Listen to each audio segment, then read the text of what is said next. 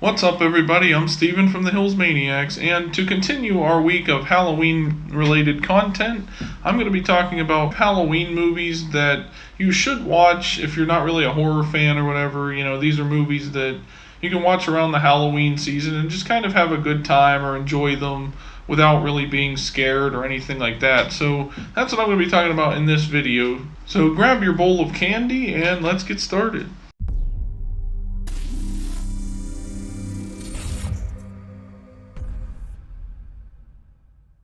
The first one I have here is The Silence of the Lambs. If you've never seen this movie, basically it's almost sort of like a crime drama type thing, more so than like an actual horror film. I think it's labeled as like a horror or thriller type thing, but it's not a horror movie in a sense that it's really scary or anything. It's more of just like kind of a sort of creepy type movie.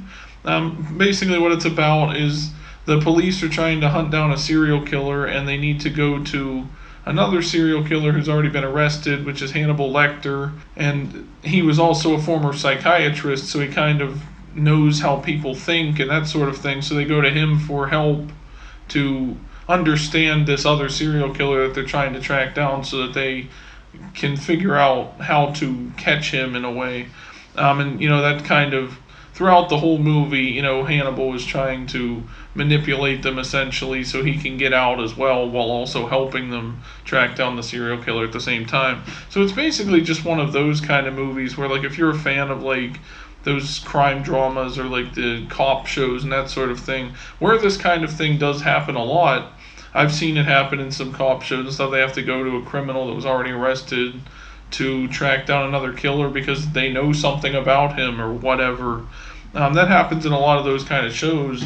And I think if you're a fan of those types of things, then you will enjoy The Silence of the Lambs. I've never seen the sequels or anything to it, but I know the first one, I kind of enjoyed it. I was like hooked the whole time. And I thought Anthony Hopkins did a really nice job of playing Hannibal Lecter and giving off this like creepy sort of vibe to him where he's like every sentence that comes out of his mouth just kind of feels sort of creepy and eerie, but that's how he's supposed to be because he's that kind of manipulative serial killer and stuff. I thought that was really well done by Anthony Hopkins playing that character.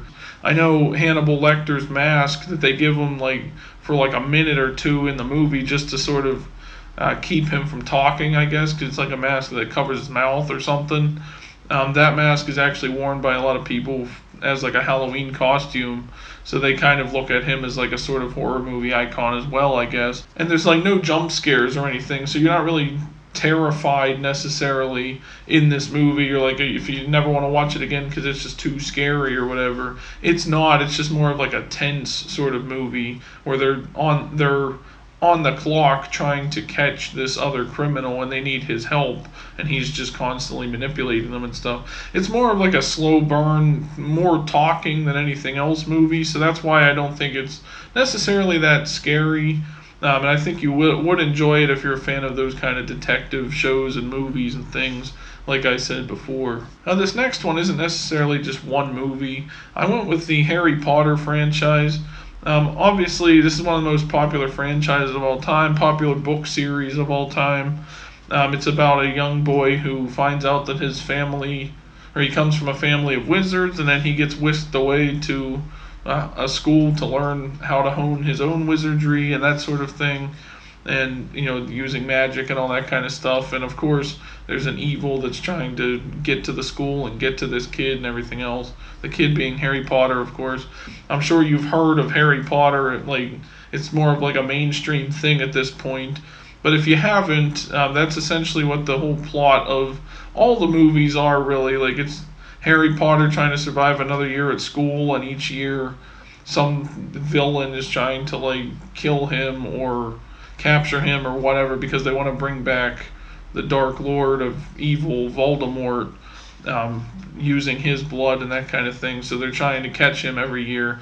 It is really a family-friendly movie, though. Like, there's a lot of comedy, and it's more of one of those just like kind of school humor type thing, I guess, where like, or a coming of age type series where you get to see him develop into a man by the end of the series and stuff. Like starts off as a young kid.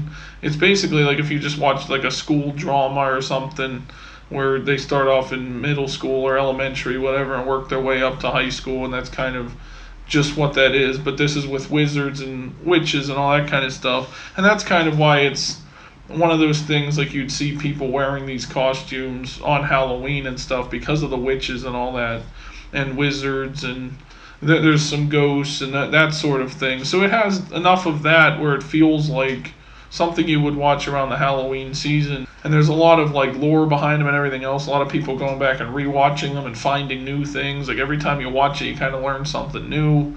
I'm not a huge fan of it, but like I understand the premise of a lot of them. I don't really memorize some of the characters as much and everything, but it's still there were 8 total movies, but there were 7 books.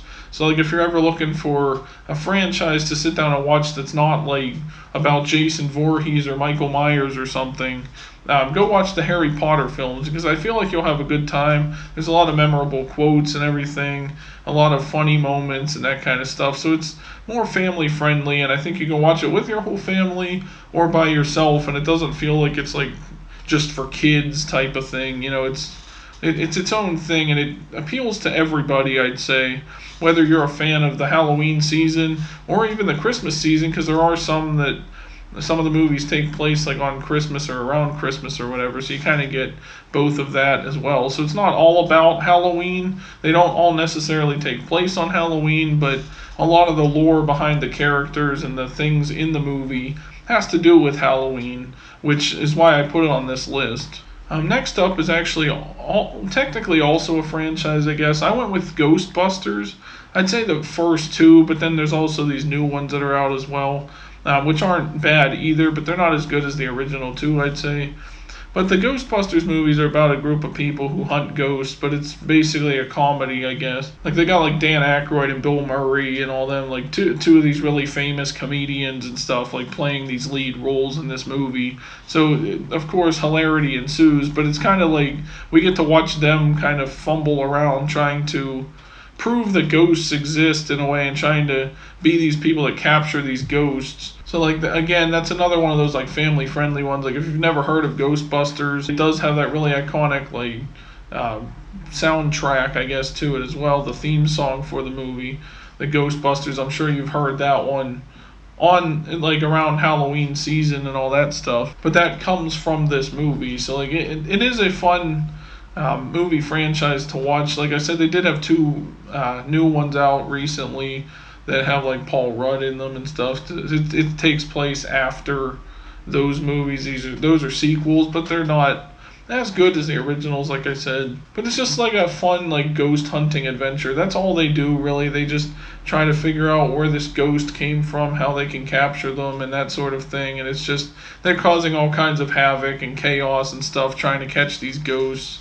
It's not like fully a comedy. Like there are some like sort of not necessarily scary moments, but like maybe creepy moments with the ghosts possessing people and that kind of stuff. But other than that, it's mainly meant for like it's mainly like a family friendly like humorous movie just to sort of give you a laugh and allow you to enjoy your Halloween while you're watching it. And just seeing like Bill Murray at like as these sort and Dan Aykroyd and stuff as these sort of characters is just kind of hilarious. It almost feels like a Saturday Night Live spoof in and of itself of like a horror film or something. But I think that's what made the movie so iconic because it doesn't really like take itself seriously necessarily, but it also does have these like serious moments where there's some really iconic things that happen in the movie that like are memorable and people still talk about it like when they reference this movie or whatever. And there are some memorable lines from these movies as well, so go check out those movies if you haven't seen them yet, all the Ghostbusters movies. And this last one is one that I've talked about on this channel before. It's come up in a lot of different videos, I think. It's A Nightmare Before Christmas. Now, if you've never seen this movie or even heard of it or whatever, it's essentially about a skeleton who's like the leader of I guess, or like the mayor or something, or the king of Halloween Town, which is a city or a town that consists of like all these like ghosts and zombies and that kind of stuff, all these different like Halloween-esque characters like Frankenstein type people that live in this town, and then he discovers that there are other towns like outside of there that have to do with the other holidays. So there's like an Easter one and that kind of thing, and he stumbles upon Christmas Town and ends up in liking, like he ends up going there and ends up liking Christmas Town and all the decorations and that kind of stuff. It intrigues him, and he wants to bring Christmas home to Halloween Town.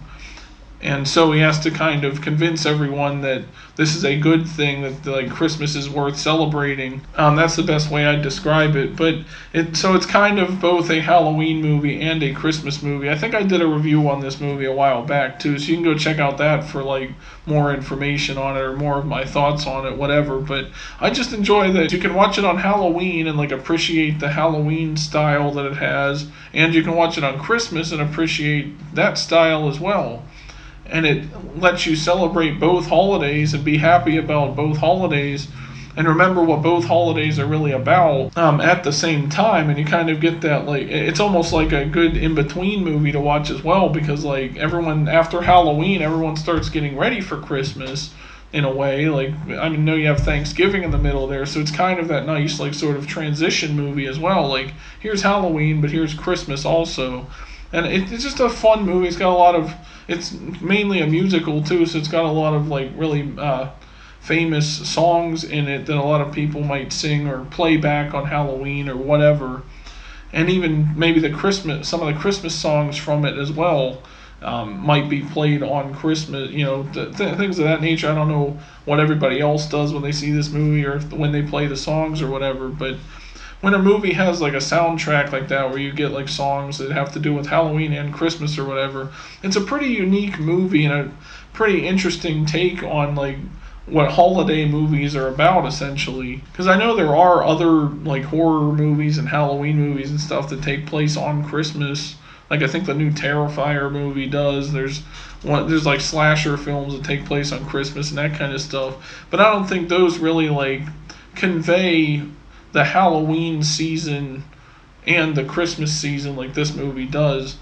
And the stop motion, I think, was just really incredible, the way that they were able to pull this off. It probably took forever to film and to do each of the movements for the characters and stuff. But I thought it was really well done. It's a nice family-friendly movie that you can just sit back and enjoy, like a lot of the other ones on this list as well. And I think you'll have a good time watching A Nightmare Before Christmas just for that reason alone. But there you go, guys. Those are 5 Halloween-related movies that aren't really that scary, that I think you could enjoy around the Halloween season. Let me know what you guys think down in the comments section. If you've seen any of these movies, would you recommend them to other people looking for something to watch over the Halloween season when they don't want to be scared? Let me know all that down in the comments section. Also, be sure to like this video and subscribe for more. And check out all the other things we've done this week for what we've called Halloweek, which is a whole week of Halloween-related content on our channel here. So check out all of that as well. Thank you for watching the video, everyone, and we'll see you in the next one.